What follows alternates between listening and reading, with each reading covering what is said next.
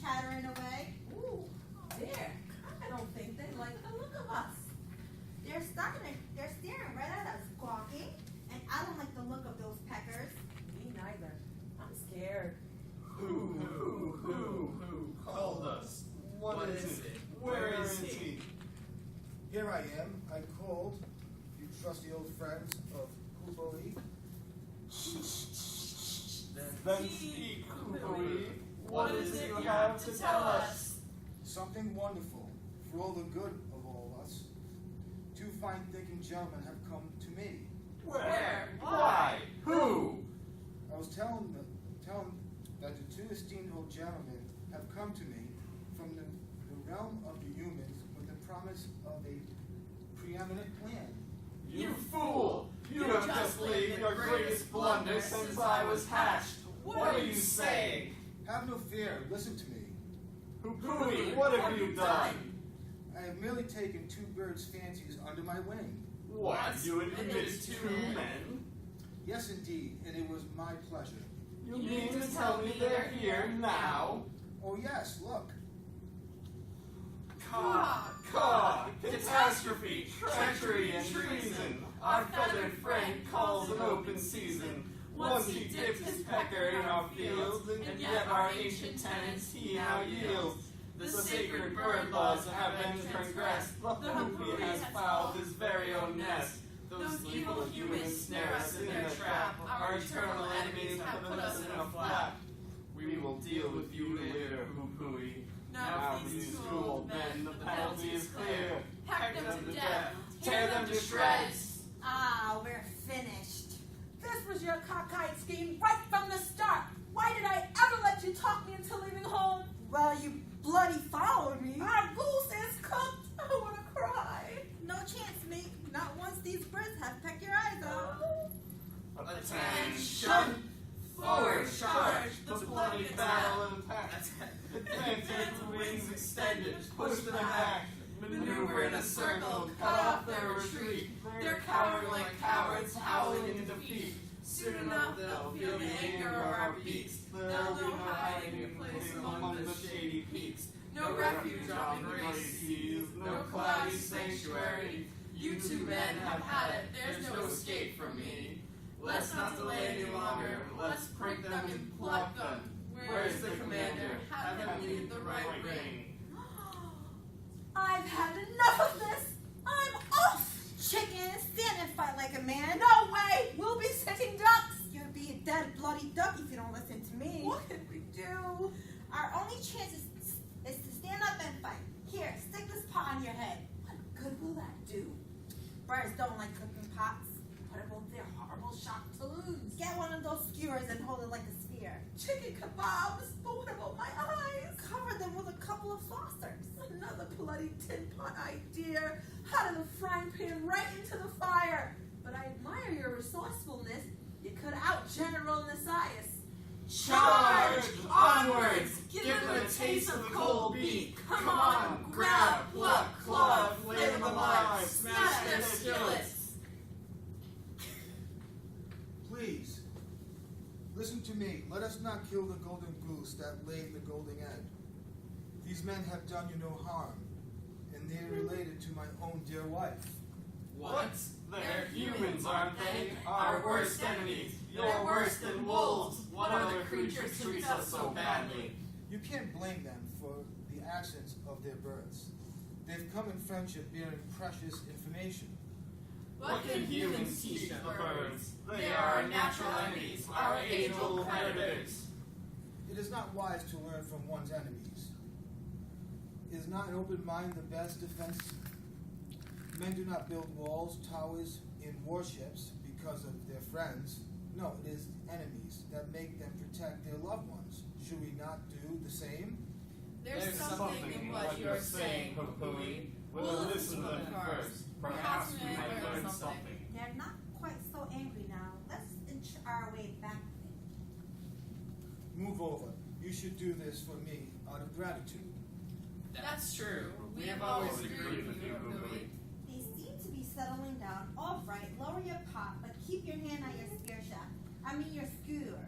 We must patrol the perimeter. Sailor at all times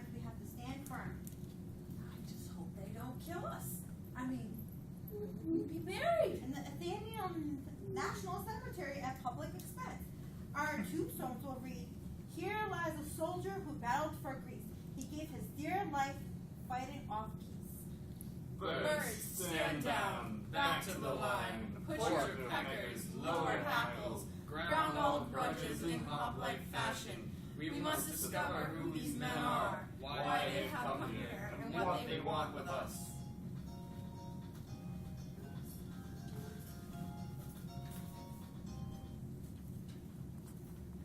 Hail, Hukui, heed our call.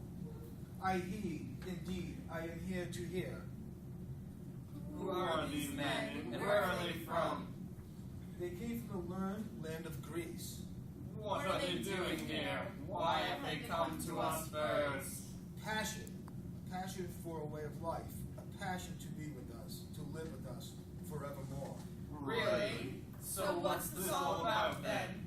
Something incredible, something fantastic.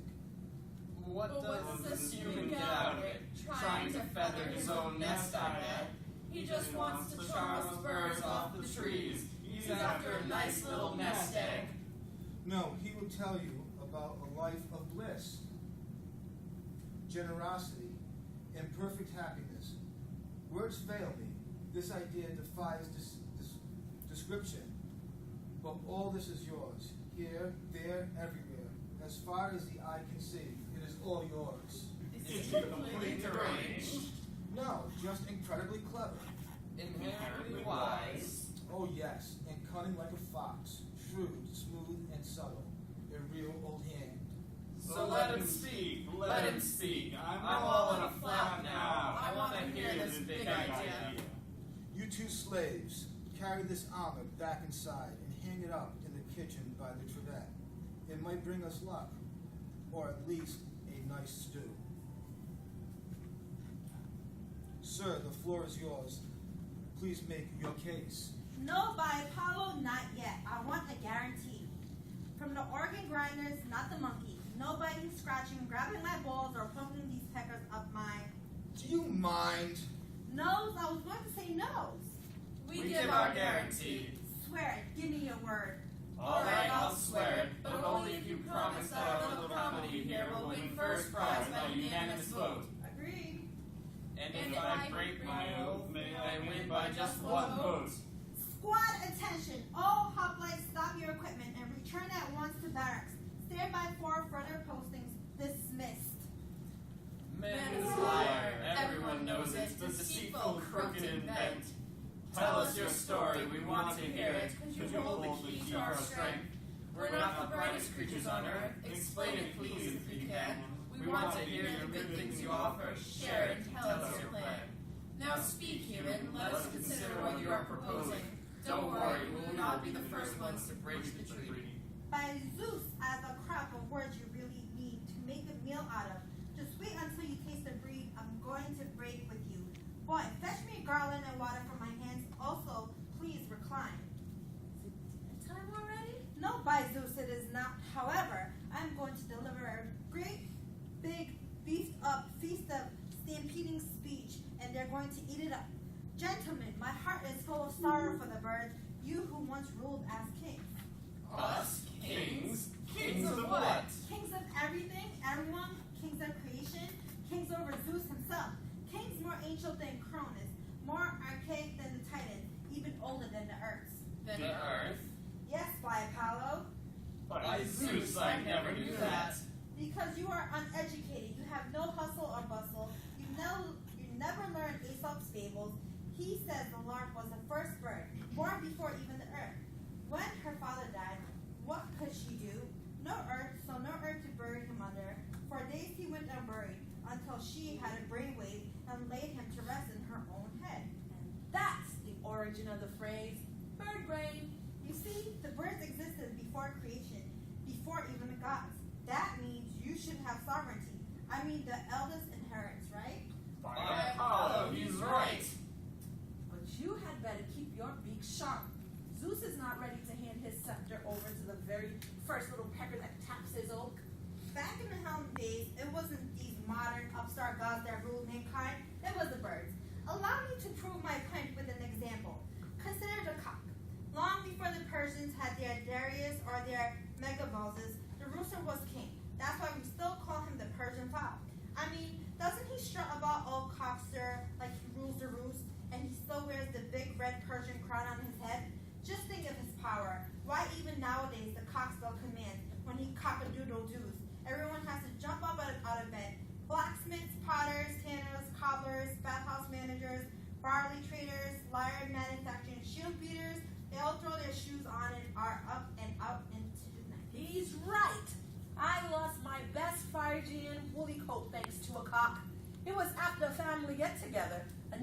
actually. I had a couple of drinks to wet the baby's head, and come dinner time, I was fast asleep. Next thing I know, that damn bird pipes up, and I, thinking it was morning, set off down the harbor road in the dead of night. Just past the walls when BAM! A clothes thief bashed me and ran off with my coat. And look at the swallow. He used to be the king of the Greeks. All the Greeks? King of all the Greeks, and we still kneel before him. When? When we are waiting for spring and we see the first swallow, we get down on our knees and give them thanks for the end of winter. I saw a swallow once. It was payday, and I was on my way to market with a mouthful of ovals. I threw myself down on my knees so hard that I swallowed my bloody cash. I nearly starved that week. The cuckoo was king of the Egyptians and the Phoenicians. When the cuckoo called cuckoo, they would all get on the job thrusting their tools in the furrows and sowing their wild oats. So, cuckoo is the call for a clipcock to start thrusting. Birds have so much power that in the Greek cities ruled by kings like Agamemnon and Menelaus, the monarch always had a bird perched on his scepter and it would receive a share of royal donations too. I've always wondered why in tragedy I've seen some of the characters like King Priam come on stage with bird scepters. It's to keep an eagle eye on all our corrupt politicians like Lysocrates and see what donations they share. The eagle, why he's best proof of all. Zeus, who reigns now, uses the eagle as a symbol. His daughter Athena has an owl perched on her head, and his son Apollo, his father's helper, has the hawk. By Demeter, you're right. But why do they use the birds? Why do you think whenever we have a sacrifice, the birds swoop down and take the offal from the hand of the god? It's the birds that take it to heaven. They get the first peck. What's more, men used to swear by the birds, not the gods. Take Lampon the prophet. He still does. When he's working one of his cons, he doesn't say by Zeus, he says by goose. What?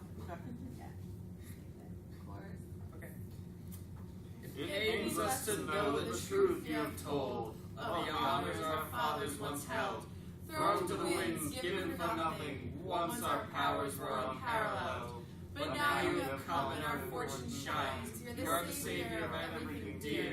The trust you possess from those in our nests will follow you. We will all volunteer.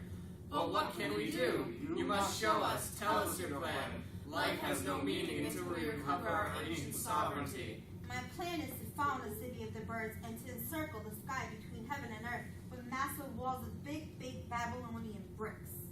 By Cerberus and Porphyrion, a city fit for giants, a Babylon of birds. As soon as you have built the walls, you must send a delegation to Zeus and set out your demands. If he ignores them or refuses to surrender, declare a holy war. Close all ports of entry and deny them access through your territory. These that refuse no more popping down to earth, with their great hard-ons for a quick with Alchemin. All alcohols and semlas are off limits and infringement of the embargo. Will result in instant seizure of all offending members. Will hit them right where it will hurt the most. Next, send an ambassador down to earth and inform the humans that henceforth birds will take precedence over gods in all sacrifices. Each god will be assigned an official bird. Hence, Aphrodite will be honored by the cock getting his oats. A sheep for Poseidon must be accompanied by toasted grains for the duck. Hercules, honey cakes will be given to the greedy gulls. And before King Zeus gets his goat, the king bird, the wren, will receive a sacrificial knot, balls and all. A sacrificial gnat. That's a good one.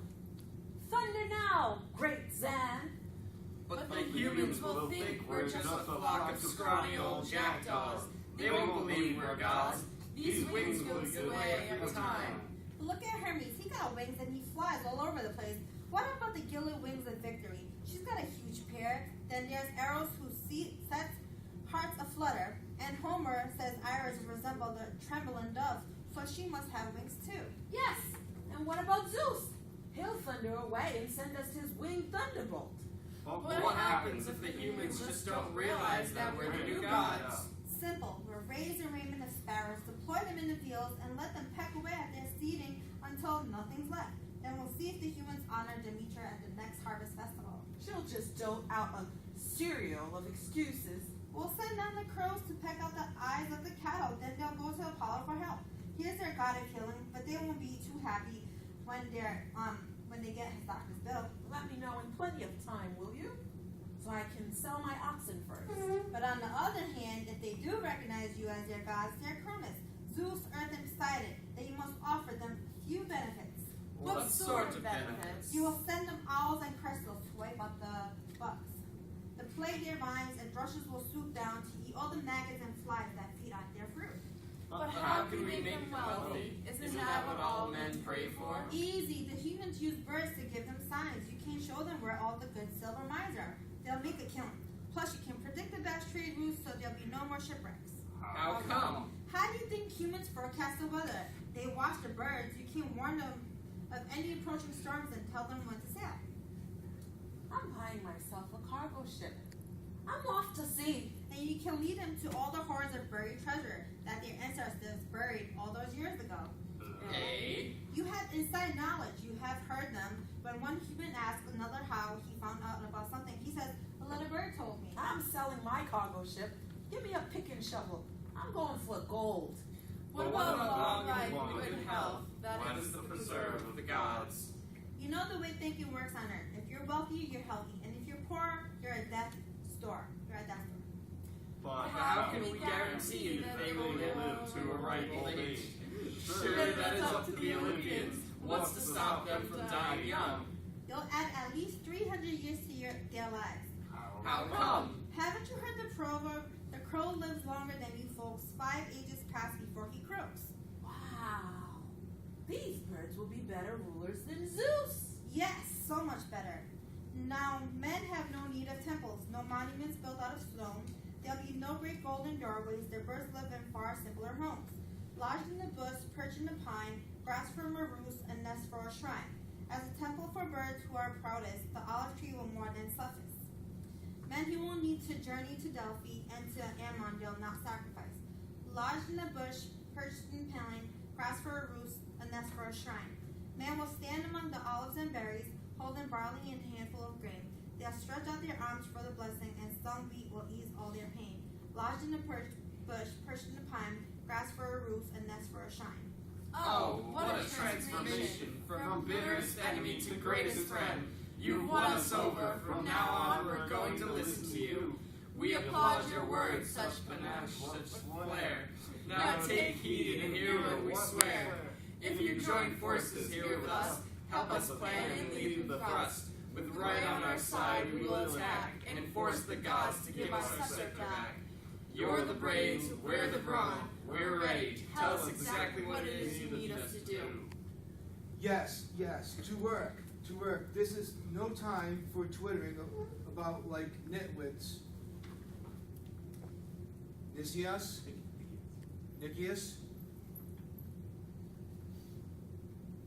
Let us go forward together. But first, please, come up and make yourselves comfortable in my nest. Just a few twigs and leaves, and I threw together, but it's home. You would kindly introduce yourselves? Of course. My name is Make Me Do, and this is Good Hope, late approach. Pleased to meet you. Thank you very much. Shall we go in? After you will follow. Come on, then. Hey, hold water. Back up your oars. Come back here. How on earth are we going to be able to live with you? Your birds have got wings. We can't fly. It's easy. Listen up, Lupoe. I know my Aesop, the fable of the fox and the eagle. They tried living together too. One was outfoxed and the other got burned. Don't you worry. I know a little root. One bite and you're as high as a kite. If that's the case, let's go in. Xantus, Monterus, bring the bags. Hooey, I'm calling. What is it? Please show these men your best hospitality. But first, fetch the nightingale, your lovely little muse-inspired songbird. Please have her come out so we can play with her. Oh, yes, by Zeus. Please be persuaded. Have the little birdie come out of her bush. But all the gods have her come out. I'm dying to catch a glimpse of the nightingale. Well, if that's what you both want, I will be happy to oblige. Prawns, come out and show yourself to our guest. Zeus almighty, what a beautiful birdie. Lovely plump meat, so tender. I wouldn't mind stuffing that bird. What a lovely set of jewels, such a beautiful young thing. I'm going to give her a kiss. Hold on, you idiot. She's got a pair of skewers for a beak. It's all right. It's just like eating an egg. You have to peel the top off first. Ow! Shall we go? Lead on, Hoopoe, and good luck to us all.